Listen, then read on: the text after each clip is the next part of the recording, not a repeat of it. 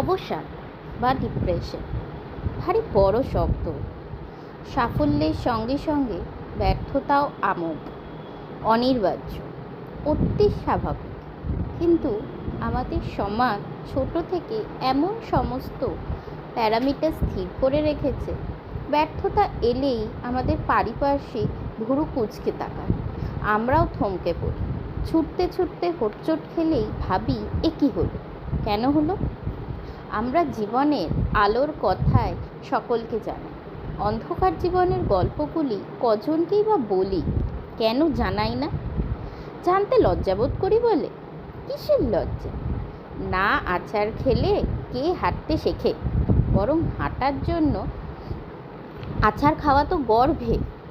আমি জীবনের কোনো দিনই স্কুলে ফার্স্ট বা থার্ডের মধ্যে থাকতাম, কারণ ওই সময় যারা শুধু পড়াশোনা নিয়ে ব্যস্ত থাকতো, ফার্স্ট সেকেন্ড বা থার্ড হওয়ার জন্য আমি ব্যস্ত থাকতাম রান্নাবাটি খেলতে।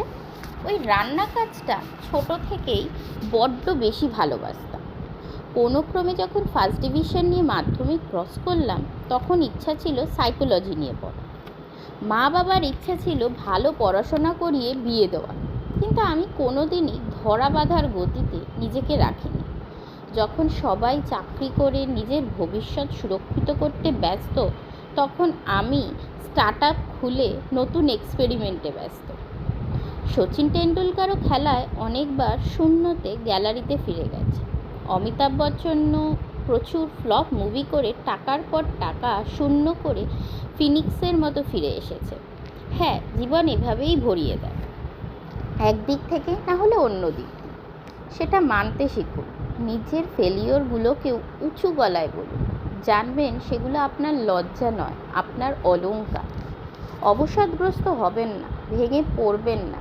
যারা অকারণ আঘাত করে স্যাডিস্টিক প্লেজার পান, সেই নেগেটিভ মানুষদের এড়িয়ে চলুন। দেখবেন আলো দেখতে পাবেন। নিজেকে নিজেই বুস্ট করুন। সেলফ মোটিভেশনের কোনো বিকল্প হয় না।